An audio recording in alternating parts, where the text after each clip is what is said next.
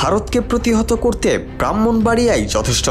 বাংলাদেশ জাতীয়তাবাদী নবীন দলের আলোচনা সভায় বিএনপি চেয়ারপারসনের উপদেষ্টা ও সাবেক বিরোধী দলীয় চিফ হুইপ জয়নুল আবেদিন ফারুক এমন মন্তব্য করেছেন। ফারুক বলেন, আপনার কারণে বাংলাদেশ অর্থনৈতিকভাবে দুর্বল হতে পারে, কিন্তু একবার আসুন, আপনাদের প্রতিহত করতে ব্রাহ্মণবাড়িয়ার লোকই যথেষ্ট। সাবেক বিরোধী দলীয় চিফ হুইপ বলেন, শেখ হাসিনার উপর ভর করে এদেশে রাজত্ব কায়েম করেছেন, একদলীয় শাসন ব্যবস্থা কায়েম করেছেন, সংবিধানকে তছনছ করে দিয়েছেন, বিচারপতির এজলাসে লাথি মেরেছেন, আয়নাঘর তৈরি করেছেন। সেই দিন এখন আর নেই। ষড়যন্ত্র আপনারা যতই করেন লাভ হবে না।